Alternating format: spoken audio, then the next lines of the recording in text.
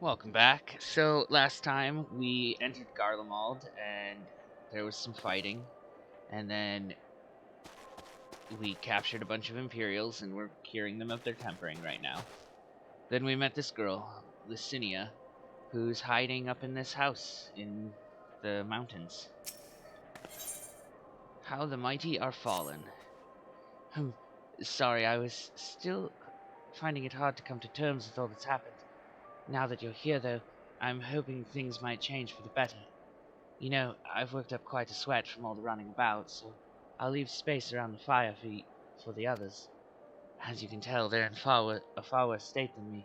We were planning to look for somewhere warmer or with more food, but they're not going anywhere until we nurse them back to health, which I don't know how to do. Is there anything you can do to help them? Yeah, Alphino's a healer.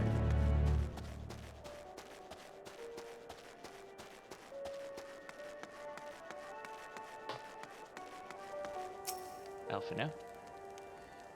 I can treat their frostbite and their wounds, but it will take time for the fire to do its work. Now would be a good occasion to make use of the Manolane's tinctures, the ones that can warm the body from the inside out. Did you make sure everyone gets one?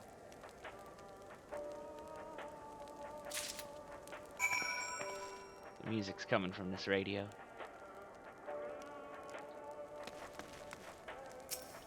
No, not Alpha, no. The numbness is beginning to subside, though I suspect once the fire dies it will return with a vengeance. Have some juice. Warming tincture? Never heard of such a thing. No harm in trying.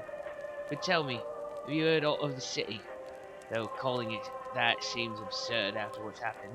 It's nothing but ruins now. A few buildings still standing, offer no more than meager protection from wind and snow. Food production, water purification, the magitech that sustained us has come to a grinding halt. Work marking that remains operational cannot be run for the lack of cerulean. Of course, cerulean ingens is full of this stuff. For all the good it does us, no one here knows the first thing about extraction or refinement.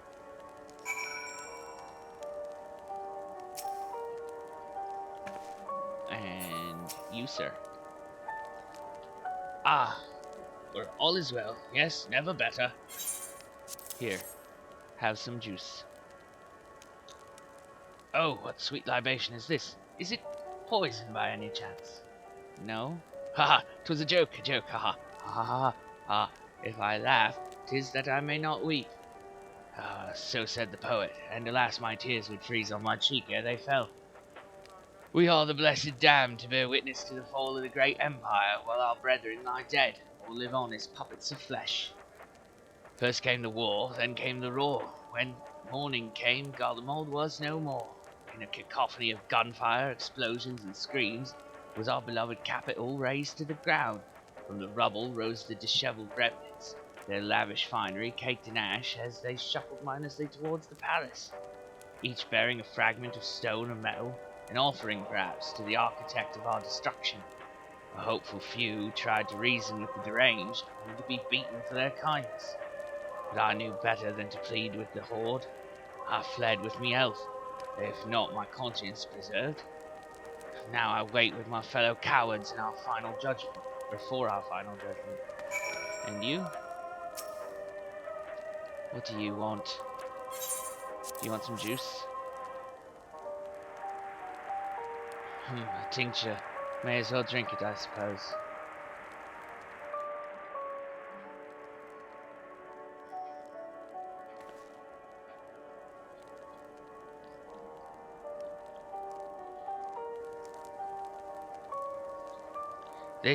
It's a radio.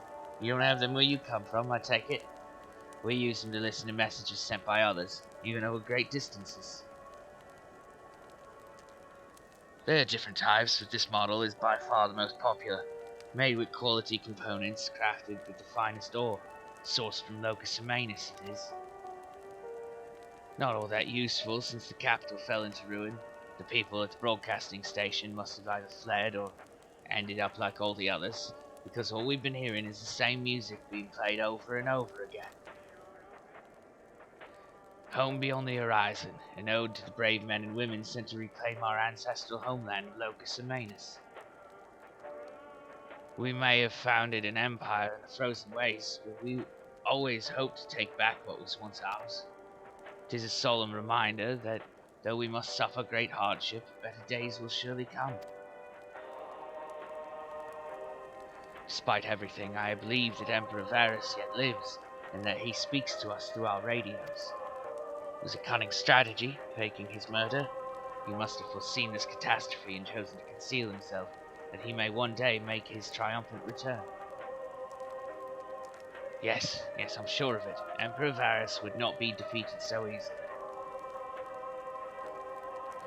You keep telling yourself that.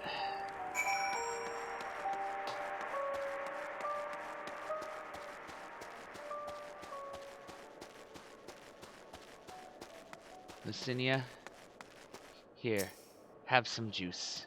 What's that? Juice. For warming. So this is what you gave the others. Thank you. I'll save it for later. Actually, I have a few things to ask you. Are you part of the group staying at the Turnham?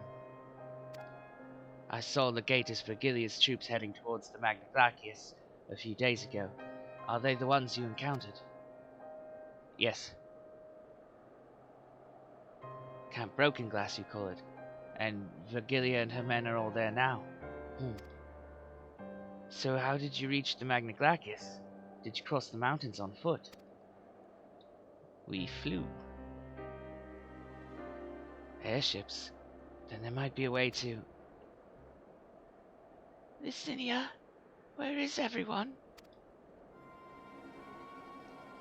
Is something the matter?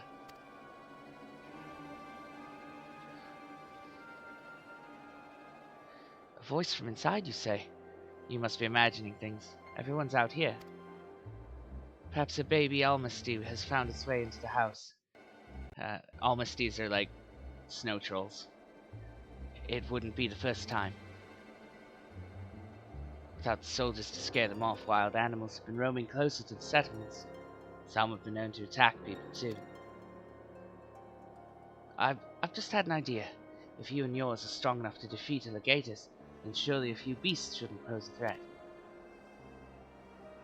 If you've a mind to continue helping us, perhaps you could head to the other side of the lake. There's a small group of tappers living there, people whose job was to extract ceruleum. They still do, from what we can tell. I've already tried asking if they would share their fuel with us, but they're not willing to give it away. They want food in exchange, lots of food, and that's something we don't have and can't get on our own. On top of that, to even reach their den, we'd have to make our way past all those creatures. Would you be willing to go in our place? We only need enough ceruleum to last until the others are strong enough to travel to your camp. If the offer still stands, that is. Oh, and I don't expect you to give up your own supplies, but there might be another way to pay the tappers. If ceruleum's what you need, then ceruleum you shall have. Thank you so much. To reach Tapper's Den, you'll have to cross the lake. The ice is thick enough to support a person's weight, but if you'd rather not take the risk, you'll need to take the long way round. Finding the entrance can be a bit tricky too, so it's easier to just look for someone standing guard outside. However you decide to head there, please be careful. Don't worry, I won't ask more questions about that frail voice.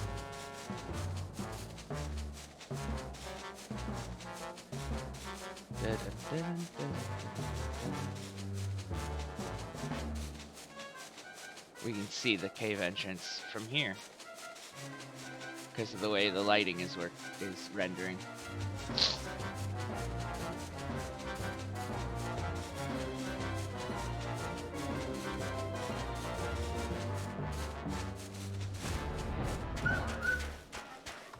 Hello there, burly tapper. Who goes there? How did you find us? What do you mean I stand out like a sore thumb? Humph. If the purebloods over at Victor's Spoils hadn't given away our location, you'd never have found us. Those stuck-up arseholes. Thought they could come waltzing in here, demanding ceruleum with nothing to offer in return. Ha! Looks like the boot's on the other foot now the capital's gone to shite. So they've resorted to sending you to negotiate. I know your game, sellsword. If they think we'll give in to intimidation, they've got another thing coming. Come on. I didn't want to fight you.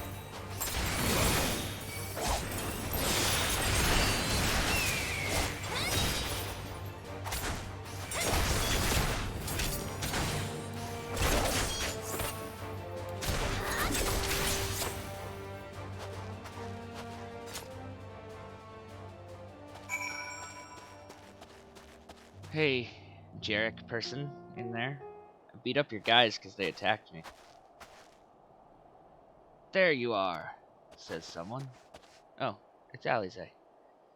Just after you left, Licinia asked me to go and catch up with you in case you needed a hand. Someone must have let slip that I've a little experience in transporting barrels of ceruleum. Well, that someone must be Alphino. So this is Tappa's den. Well then, after you.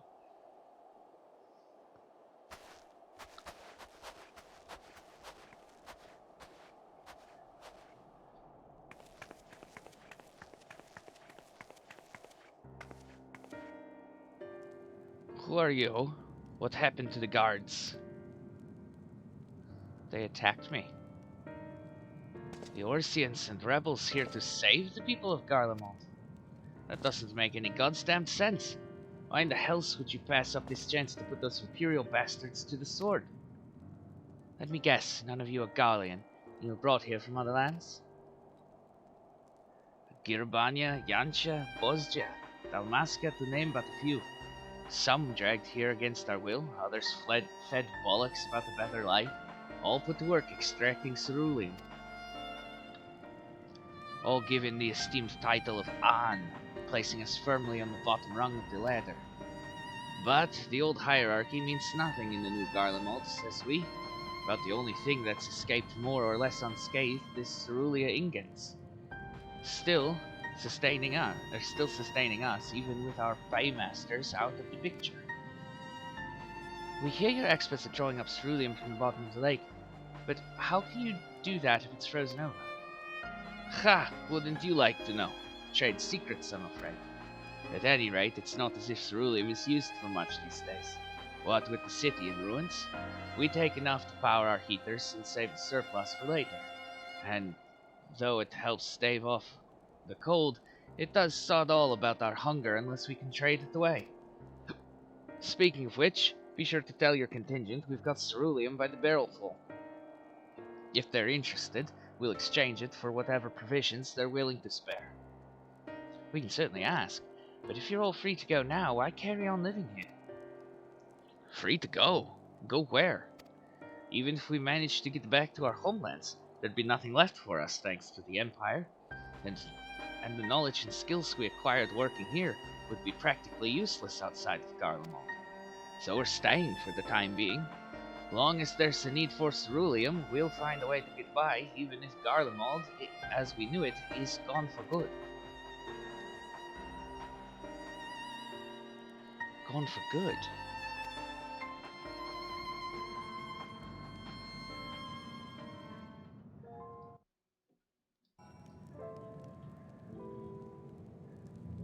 Alize. Regardless of what the Ilsbad contingent does for the people of Garlemald, the Empire itself is already a thing of the past. For many, that would be cause for celebration, while for others, their whole way of life will have been turned upside down.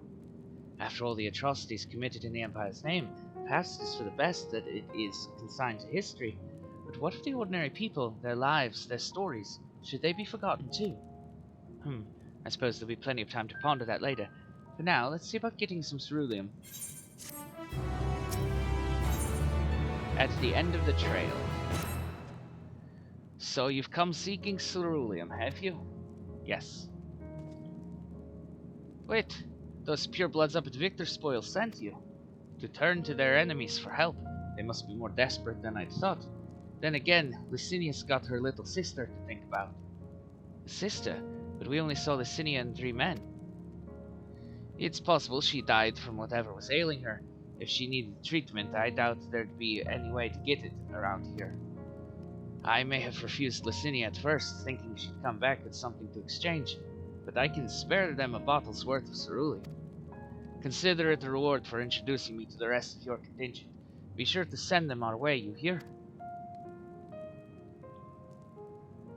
Okay. I can't for the life of me think why Licinia would keep a sister a secret from us, but we can ask about that after we've delivered the ceruleum. Come on, let's hurry back. Oh, okay.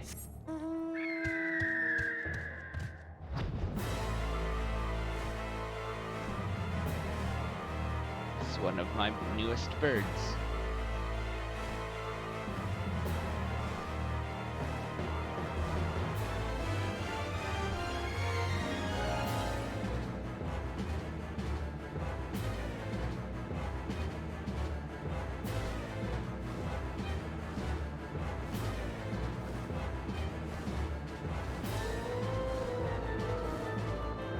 Go. Alize. This isn't right. It's too quiet. I would have thought Alphino would still be treating them by the fire, but they're nowhere to be seen. I'll look inside the house while you search outside. They can't have gone far.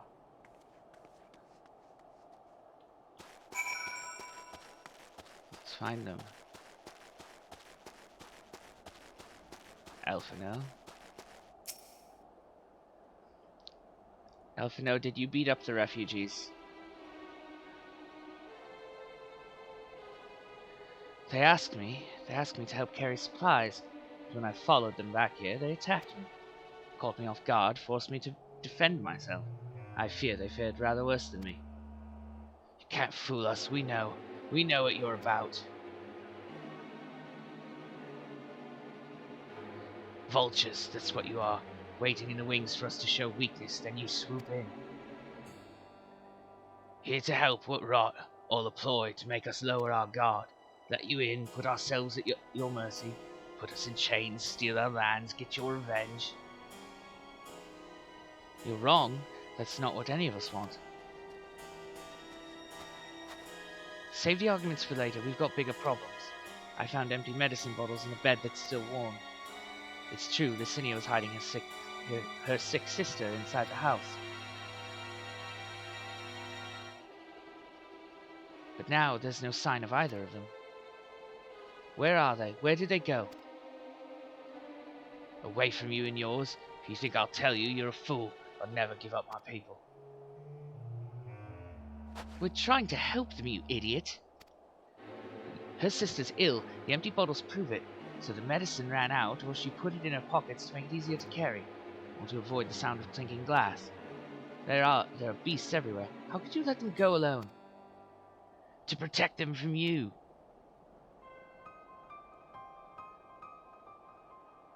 You invade our homeland, taint it with the same sorcery used to slay our countrymen. A Gallian should sooner die than suffer the insult. Better for them to flee, keep their purity intact, than be corrupted by your vile magics.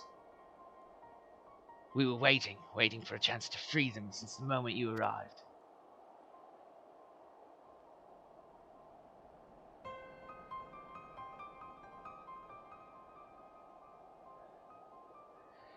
This is getting us nowhere.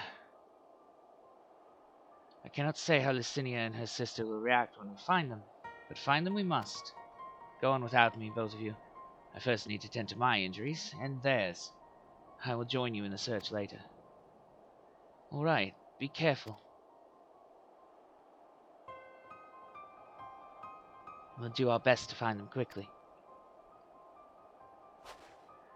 There's only one path out of here, so that's where we'll start.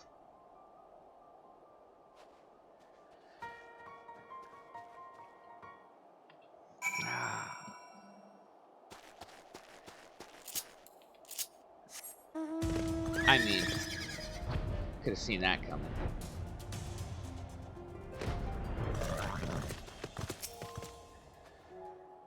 Two sets of fresh footprints, young women judging by the size.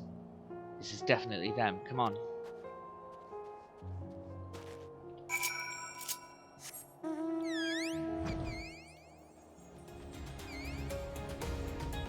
Where'd they go now? Jeez, they got far.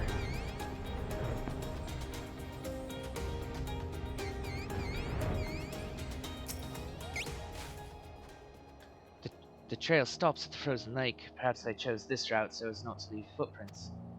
I can't think of any other reason. Look at this place, it's crawling with beasts, and I can only imagine how hard it must be for her ailing sister to cross the ice.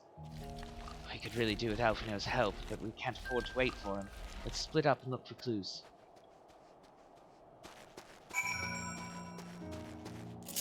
Let's fly, because this is a big circle.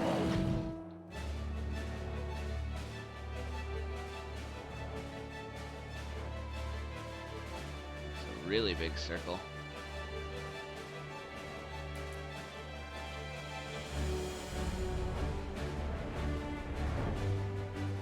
Oh, uh-oh. Fresh blood.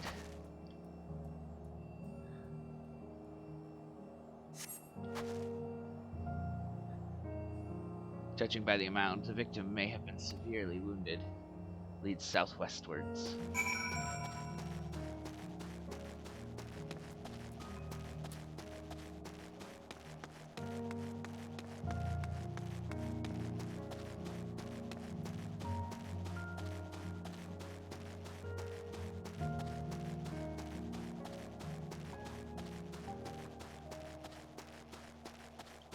Uh-oh.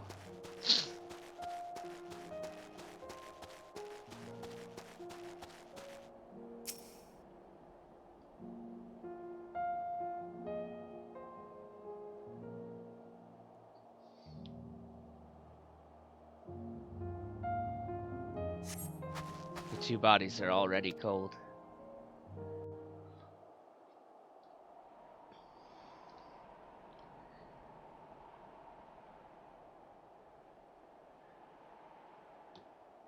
Oh, this is a bummer.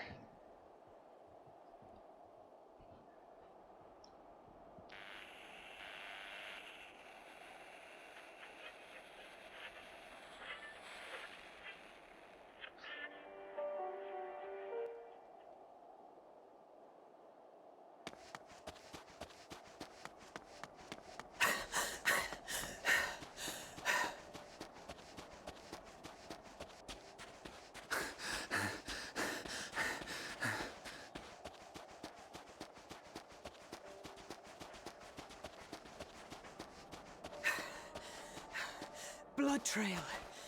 We found one. They were attacked.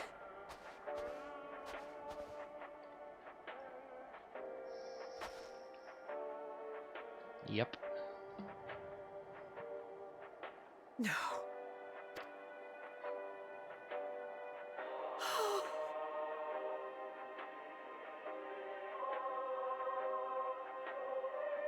Why?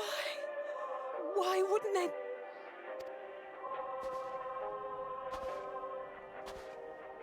Safer to brave the wilds than trust in our magic.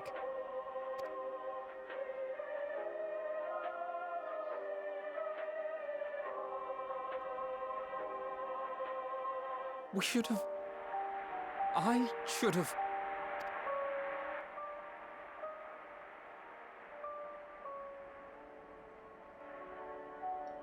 We can't leave them like this.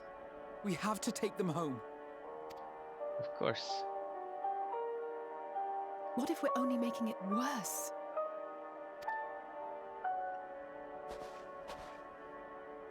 Maybe we don't belong here, but neither do they. Not out here in the wind and the cold.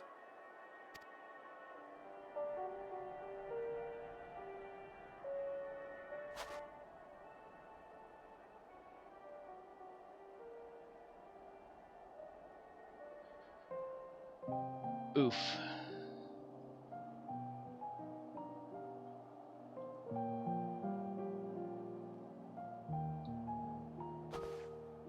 I heard the story about Varus's voice from beyond the grave. Of course, I didn't believe it, but Licinia and her sister did. Perhaps there is something to the tale after all.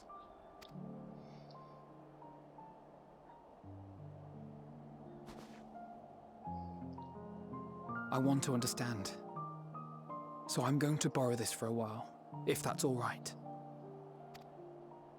You had every reason not to trust us. We came as trespassers, invaders. But I pray that in time, we will be more than that to you. That we will find a way to help your loved ones. And see that no more children are left to freeze alone in the snow.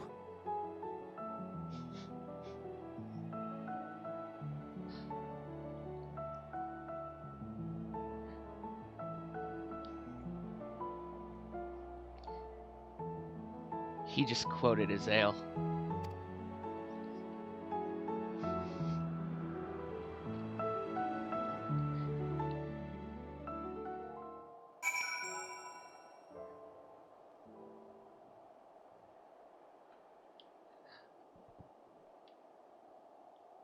Because this game really does not want you to recover from Heavensward.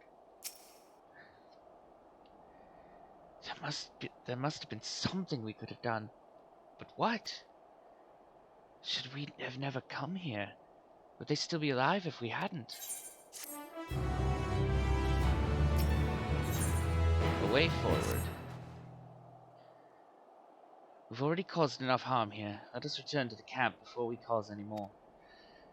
As for those inside the house, we should send someone to take care of them. Someone who isn't us. All we can do for now is make our report to Lucia and do everything in our power to prevent further tragedy. So let us linger here no more. Come.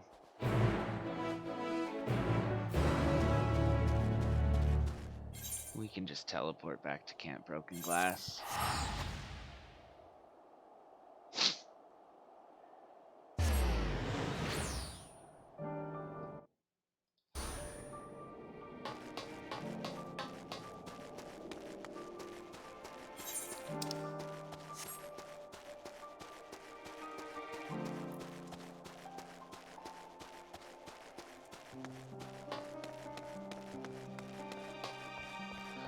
Hi, Lucia.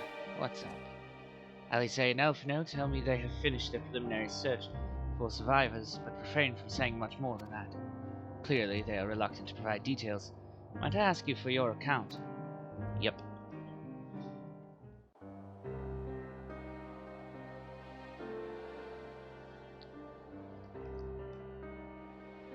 Thank you for your report. We shall inform the troops of these developments and instruct them to proceed with the utmost caution should they encounter any survivors. Allow me to go and speak with the ones at the victor's spoils. They may be more willing to listen to a fellow Garlean and accept our offer of assistance. I pray you are right. And though I am loath to burden you any further, should there be an appropriate occasion to speak of Licinia and her sister, please do so.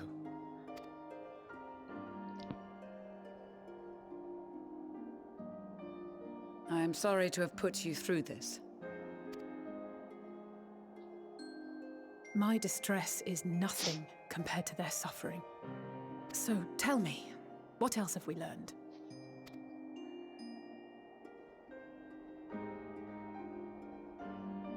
As you may have already heard, we have succeeded in curing the members of the Populares, Maxima identified.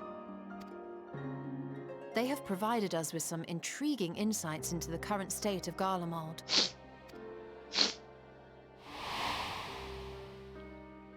The assassination of Emperor Varus was the catalyst for the civil war. Nerva declared his claim to the throne, and his opponents refused to recognize it. Fighting broke out in the capital, where Nerva's 3rd Legion clashed with the 1st, who remained loyal to Varus even after his death. Of course, even Imperial warmongers would balk at the idea of turning their shining city into a battleground. Like burning down the wood to spite the wasps. Neither side would be so mad. Unless something or someone inflamed their animosity to such an extent that they could not help but act against their better judgment.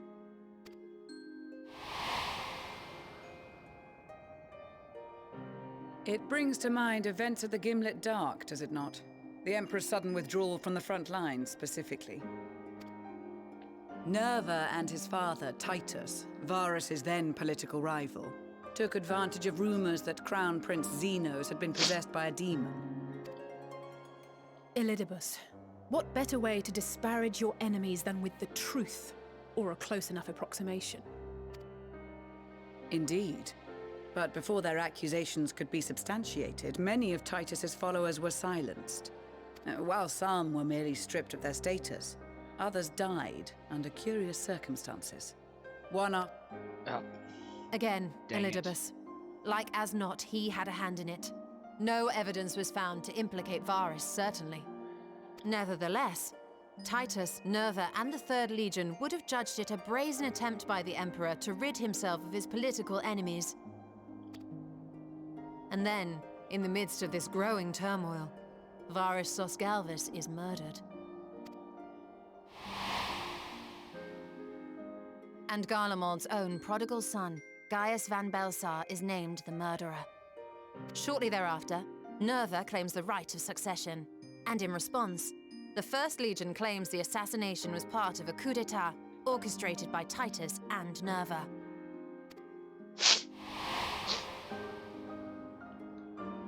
So no one is at fault, and everyone else is to blame. I should add that both parties received substantial financial backing, presumably to provide them with the means and encouragement to pursue a swift victory, and that these contributions came from the self-same benefactor. I'd heard House Brutus had been filling the Third Legion's coffers, but the First as well. It would seem so. Though the Populares determined that the First Legion received funds from a variety of organizations, all had connections to House Brutus. So Fandaniel, in the guise of Asahi, was playing both sides against each other the entire time. So it would seem. The information we gained from my friends does not end there. One night, shortly after fighting broke out, the capital was shaken by an immense tremor.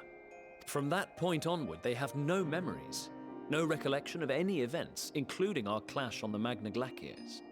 But when asked about the Imperial Palace and its bizarre transformation, they somehow recall Emperor Varus giving them orders in their dreams. May the Tower of Babel stand as testament to the glory of Garlemald. This sounds awfully familiar. We have something to show you all.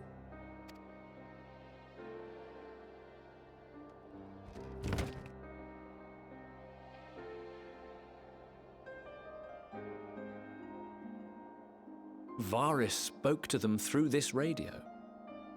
Perhaps it was a recording, but if not, that would be inexplicable.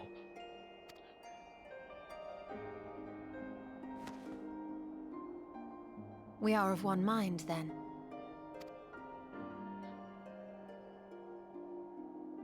The ether that permeates the ore used in this device is almost identical to that of the talismans.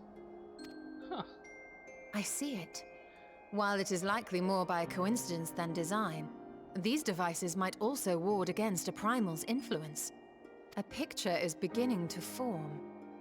If the tremor felt throughout Garlemald was a wave of ether emitted by a primal, then while those within range would have been tempered, those huddled around a radio desperate for news concerning the Civil War would have been spared. No wonder Licinia kept it close. My friends, I must speak with you. Oh? A young man was caught trying to steal our supplies. He is a soldier of the Iron Men, we think, but one who has not been made thrall. Thankfully, Magni restrained him before blood was spilled. The stranger is outside, if you wish to ask him questions.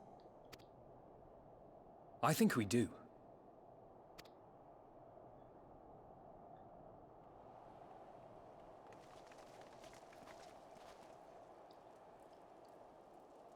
Who do we have here?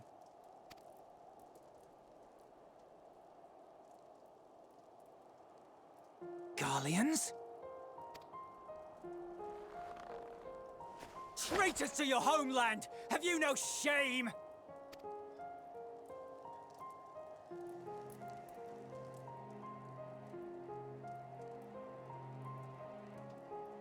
I am Lucia Junius, a temple knight of Ishgard. And you are? Iulus Pier Norbanus. And that's all you invaders will get from me. We are not here to invade Garlemald. Far from it. Like you, our allies in Eorzea and the Far East fight in defense of their lives and their loved ones even as we speak. But it is the people of Garlemald who have suffered most. This we know.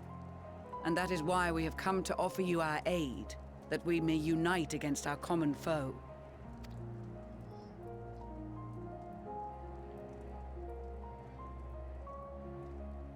Whether you believe me or not, those are the facts. Now, answer me this.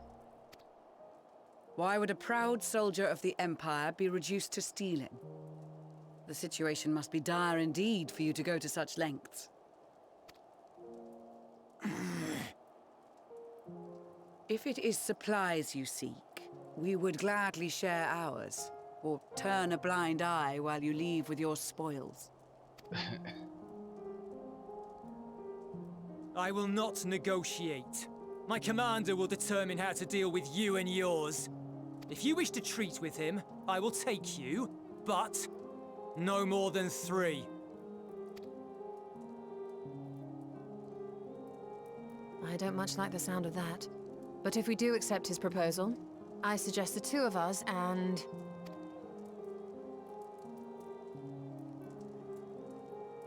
Please allow me and Alize to act as envoys. May I ask why? We have seen with our own eyes the hardships the Garleans face. How their futures and lives hang in the balance. It's not the warmest invitation, but it's an opportunity to prove our intentions true.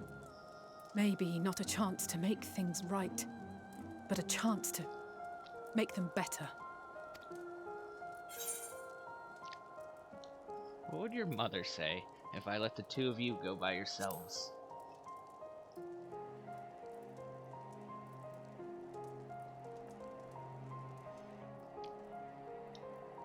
I can see that persuading you otherwise is a lost cause, but you will proceed with the utmost care.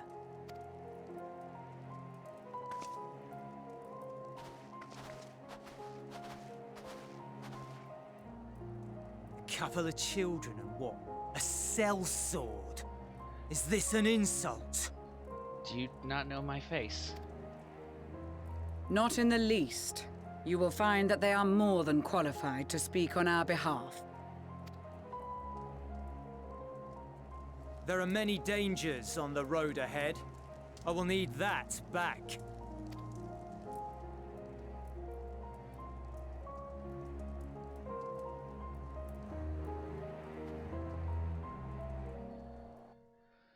I'm sure this'll go well. It'll probably go super, super well and swimmingly. You will be received as invited guests, and so I urge you to observe proper social etiquette and conduct yourselves accordingly. Your safe return takes precedence above all else. Remember this. Thancred, in particular, will be worried sick if you're gone too long. May the Fury watch over you and keep you. Alright, Iulus. Are you and the children ready? I will explain the route once we are outside your camp. If anyone attempts to follow us, we will judge it an act of hostility. We will not hesitate to take appropriate measures. I would expect nothing less. You have our full cooperation.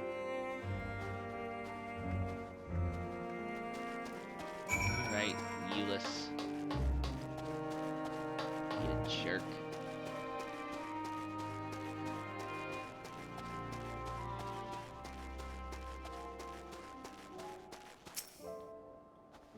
Alright, this is far enough. Listen carefully.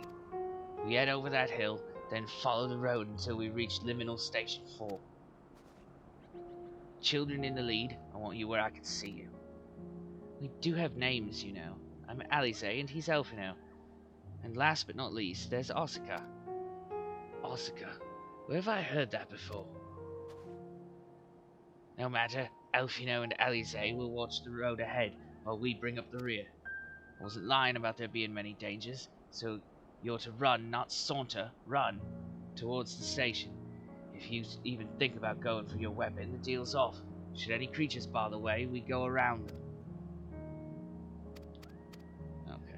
Ready to make a dash for the station? Yeah.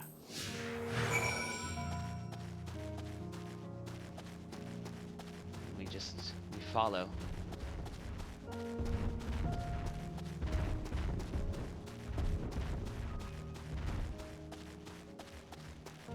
There's a bear. Don't get attacked by the bear.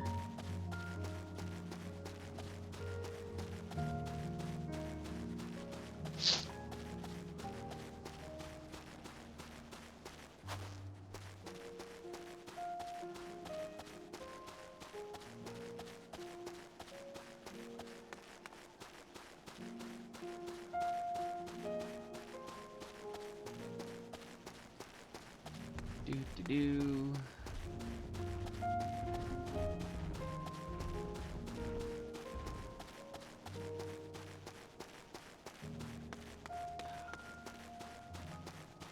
Ulysses, you know I could kill you, right?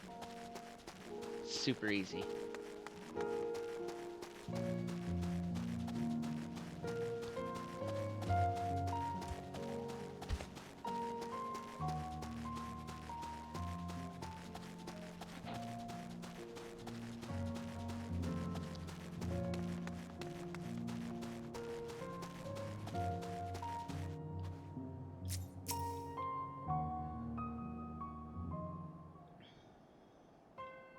Dun, dun, dun, dun, dun, dun. This is it, the first stop, that is.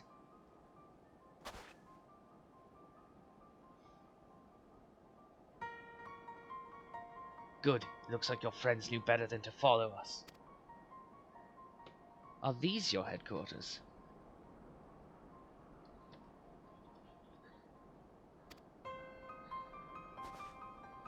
No, we're stopping here so I can check for pursuers. Since it appears you've kept to your side of the bargain, we can carry on.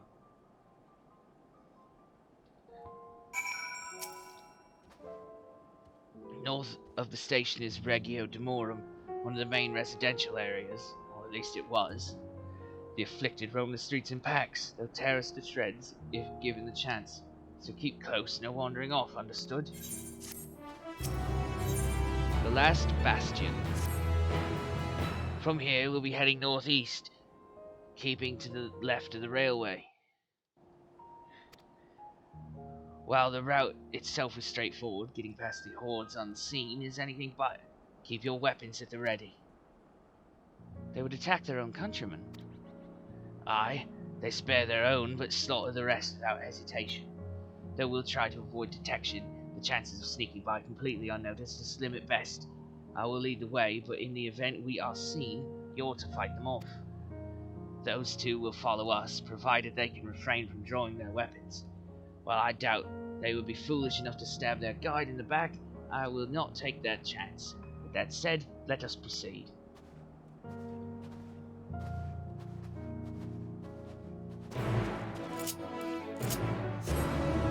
We don't have to run. There we go. Enemies.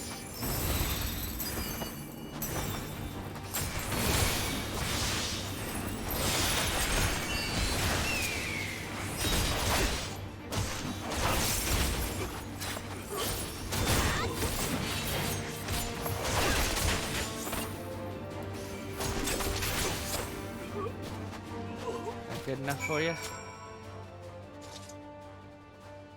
I see why your comrades chose you. Ulysses, our contingent has a cure for the afflicted, or tempered as we call them. Your people would need to be taken into custody that we may administer the treatment, but they would eventually regain their sanity. Is that so? For all I know, your treatment would simply force them to forsake one master for another. As far as I and my legion are concerned, they are no longer our people. They're beyond saving. Those who thought differently and tried to reason with them were butchered for their bleeding hearts. Come, we have to keep moving.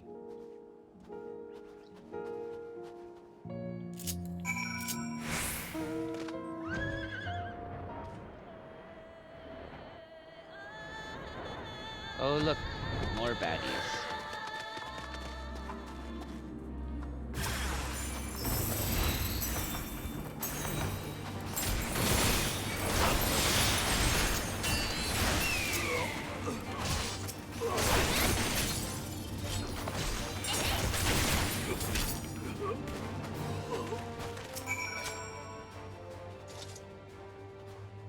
Looks like we're not being followed. We will continue onward.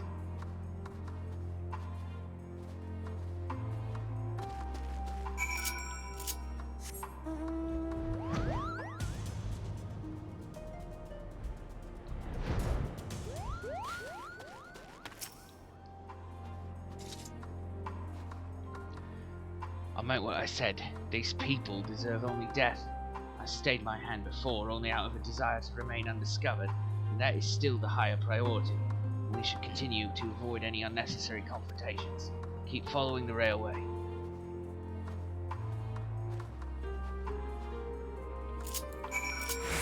Alright.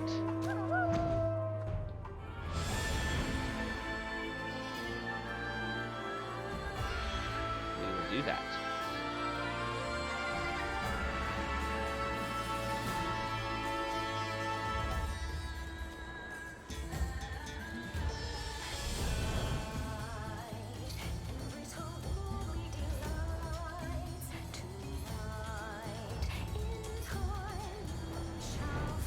It's not super obvious, but we have to come up here and then go down. Underground.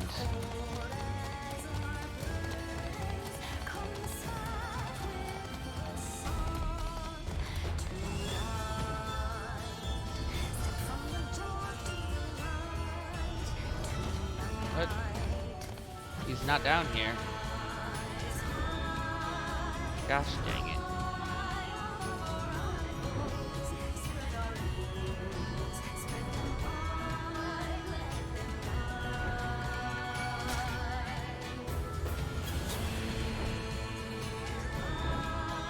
It looked like he was down there on the map.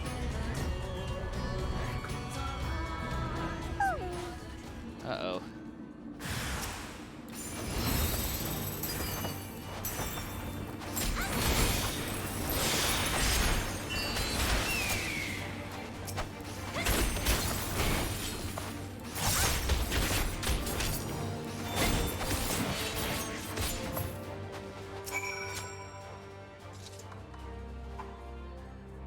Look at what they've become. Would you still stand there and claim that they can be cured?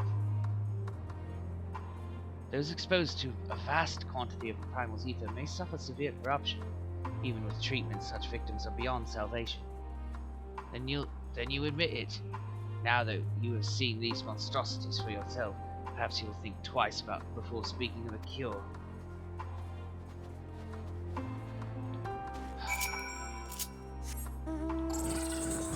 Why are you being so difficult, Euless?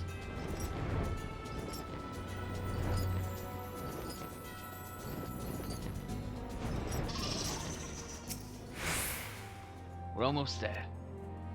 You've kept your side of the agreement, so I will keep mine. This way.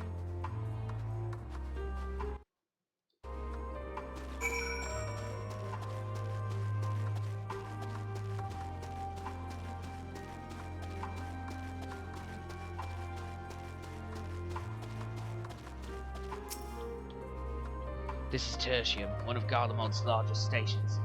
It now serves as our headquarters. I've already sent the twins ahead. I will be with you soon, so wait for me at the bottom of the stairs. Okay.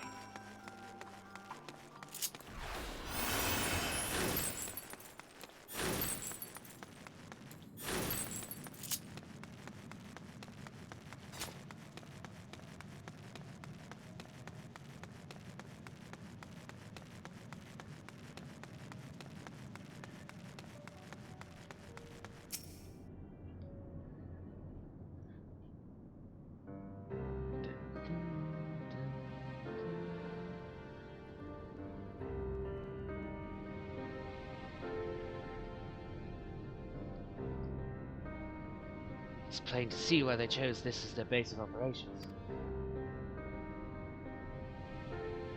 They could have done a lot worse. Even so, I imagine it's not the easiest place to live. Indeed, and if Euless was willing to make the perilous journey to Camp Broken Glass in search for food, their own supplies must be all but exhausted. They may be shielded from the wind and snow, but it's still bitterly cold. Much like Victor's spoils, it must be a constant struggle to keep their people warm. Lower your voices. While you may be here as my guests, the others will not take kindly to your presence. My commander is in the locomotive over there.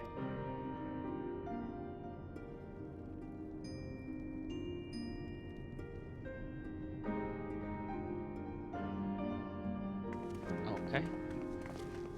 Let's go meet him.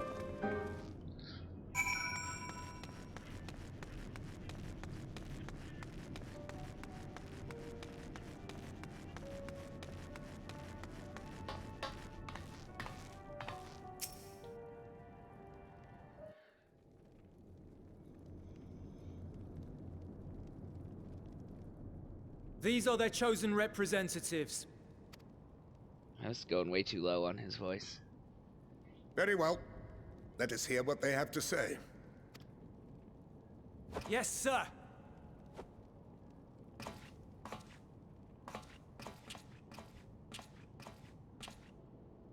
I present to you our commander, Lord Quintus Van Kina, Legatus of the First Legion. The first? I had no idea you had survived.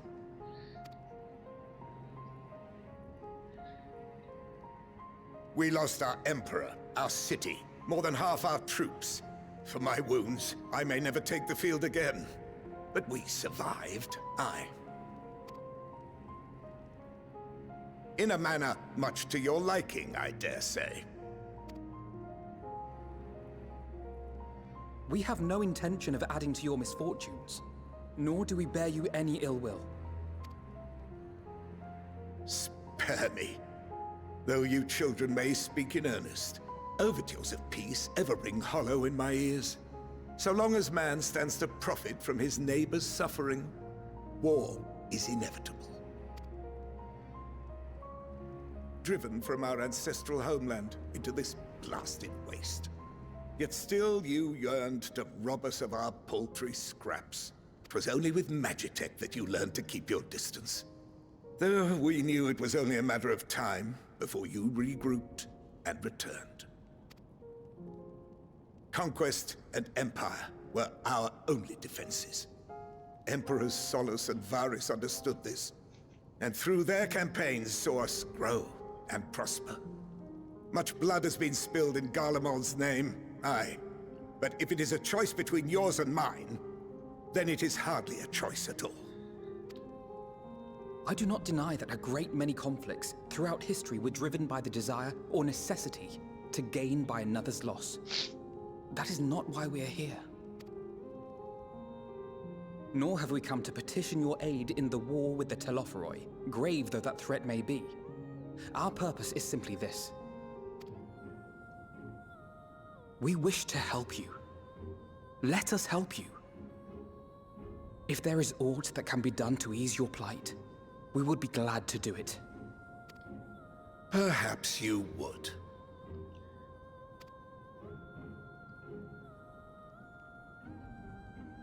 But regardless of the ideals you espouse, your leaders would not send an army into Garlemald if they did not stand to benefit.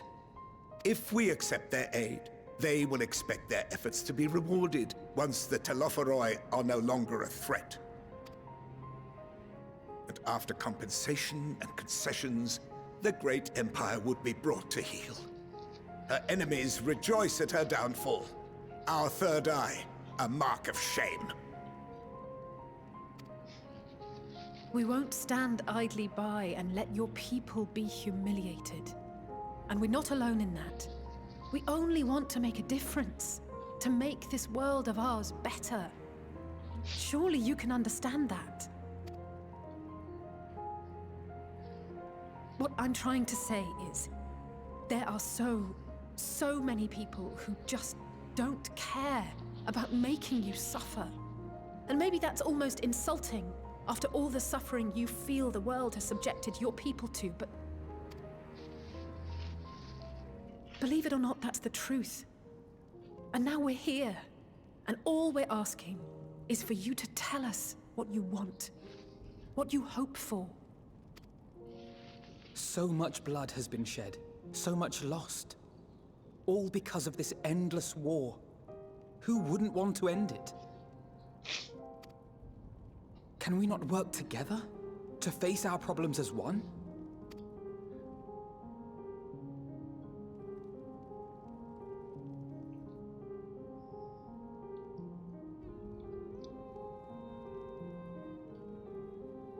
Answer me this, young peacemakers. If a world without conflict is your desire, why reject the unity and prosperity of Garlemald? Because you want to impose it. Is it because we do not share your faith? That we do not share your heritage? That our ideals and virtues differ? That we cherish and hold in the highest that which you do not? Disparity is the root of discord, and peace built on compromise is flawed and fleeting. Happiness for one and all is a dream, and the reality is that to the victor go the spoils. That is why we Garleans will never submit nor surrender. For freedom and for pride, we will remain true to ourselves until the bitter end. That is my hope.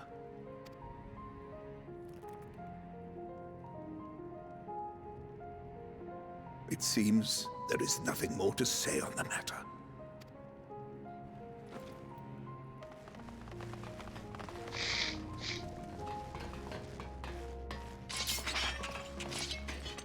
Uh-oh. You will remain here while I decide what is to be done with you. Do not be alarmed. No harm will come to you if you cooperate.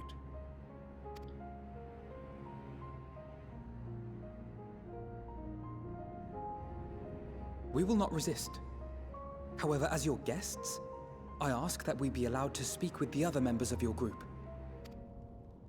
As you wish. I had no intention of locking you up, as by dawn you would be frozen stiff and you're no good to me dead. You are free to move about the encampment, but there is one condition. Collar them.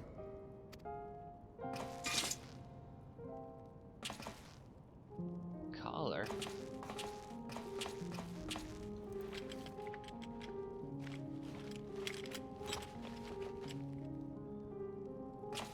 What are these?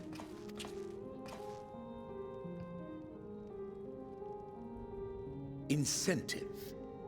You'll be watched at all times. Stray too far or act suspiciously, and we will administer a rather painful shock. Oh, fun. Stop. Keep away from that one.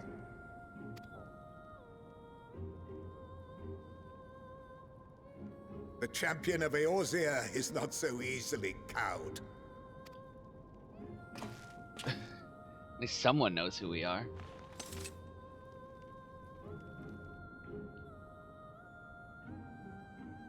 Even if she allowed herself to be collared, the shock would be no more than an itch. No.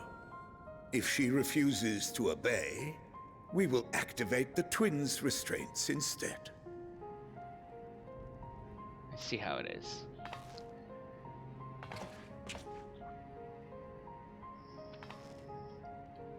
You needn't worry about us.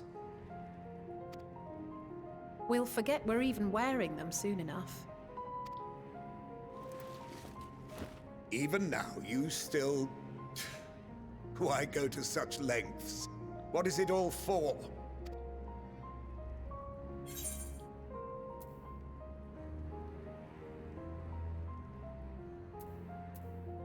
On the coldest, blackest of nights, meager though it may be, we must share the warmth of our fire.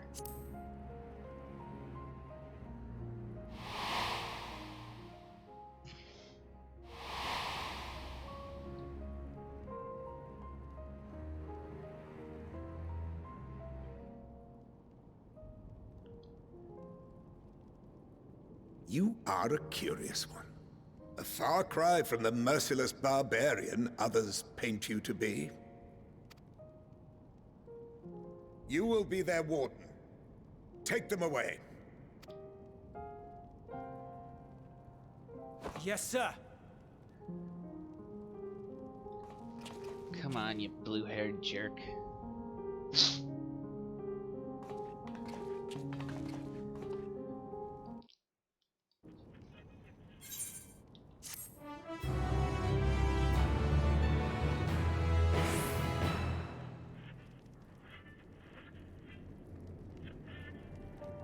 Alright.